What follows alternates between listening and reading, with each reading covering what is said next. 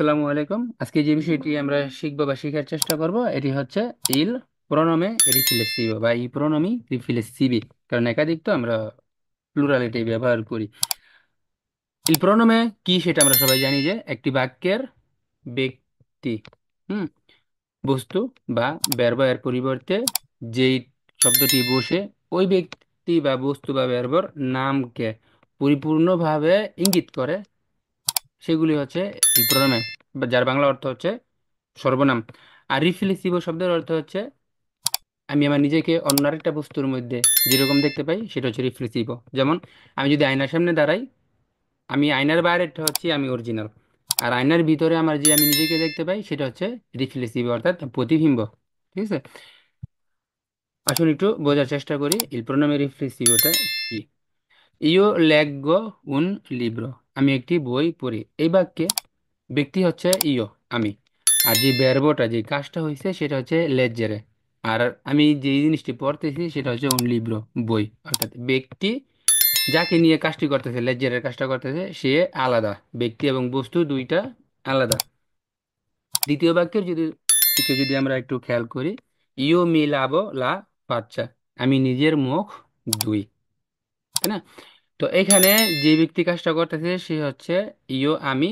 আর যেই বিষয়টা যেই বস্তুটা নিয়ে আমি কাজটা করতেছি সেটা হচ্ছে আমার মুখ।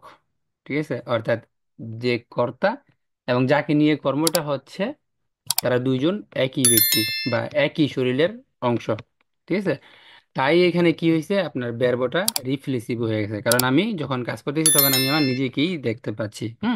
তো ব্যর্বটা যখন রিফ্লেক্সিভ হয়ে গেছে তখন আমাদের ব্যর্বর আগে ইল প্রণামে রিফ্লেক্সিভ মি ব্যবহার করা লাগছে।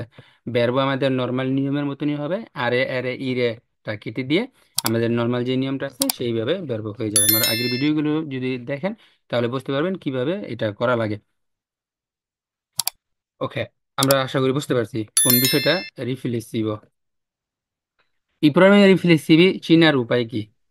প্রণামী রিফ্লেক্সিভ গুলো হচ্ছে মি, তি, সি, চি, ভি এবং সি।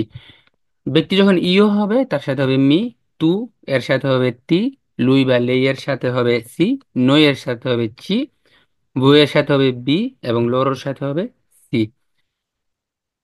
ইও মি বেদ, আমি নিজেকে দেখি। ঠিক আছে, ইতালিয়ান ভার্বের ক্ষেত্রে যখন, সরি, ইতালিয়ান বাক্যের ক্ষেত্রে যখন ভার্ব থাকে তখন আমাদের প্রোনোমে পার্সোনালিটা ব্যবহার না করলে হয়। কারণ হচ্ছে কি, ভার্বটা যখন আমরা ভাগ করি তখন আমাদের প্রোনোমে পার্সোনালিটা এসে যায়। কারণ এই যে ভার্ব বেদেরে, বেদ অন্য কোনো ব্যক্তির সাথে হবে না, শুধু ইউর সাথে হবে। ঠিক আছে, তো সেই ক্ষেত্রে ইউ না দিয়ে, আমি এটা দিছি বোঝানোর জন্য, ইউ না দিয়ে আমরা শুধু বলতে পারি মি বেদ, প্রোনোমে রিফ্লেক্সিভ ভার্ব, আমি আমার নিজেকে দেখছি। ঠিক আছে, ওকে। প্রোনাউন রিফ্লেক্সিবল কোন ভার্বের সাথে আমরা বসাবো, আমরা ভার্ব দেখে বুঝবো কিভাবে যে এই ভার্বের সাথে আমাদের প্রোনাউনে রিফ্লেক্সিভ ব্যবহার করা লাগবে।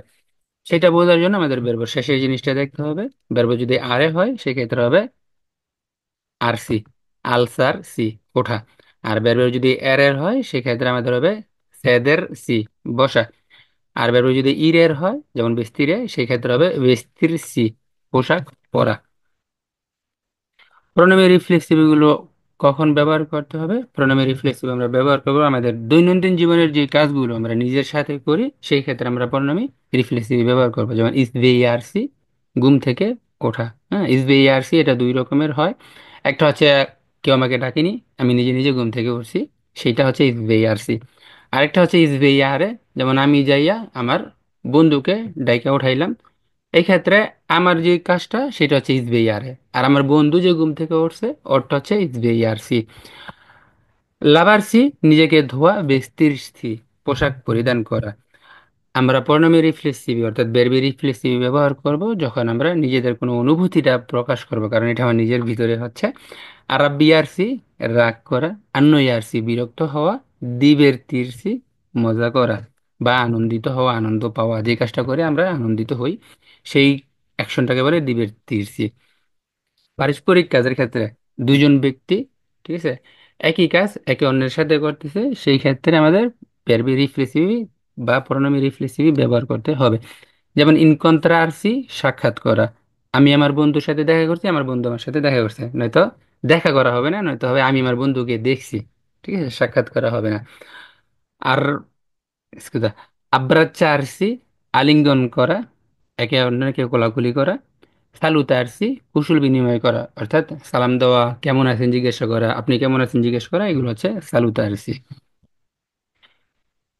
I verbi italiani che hanno solo forma riflessiva, আমরা যে ইসবেইয়ারসি ভার্বটা বললাম যে আমি আমার বন্ধুকে উঠাইছি, আমার বন্ধু করছে, দুইটা রূপ ছিল, কিন্তু কিছু কিছু ভার্ব আছে ইতালিয়ান ভাষায় যার শুধু একটা রূপই থাকে।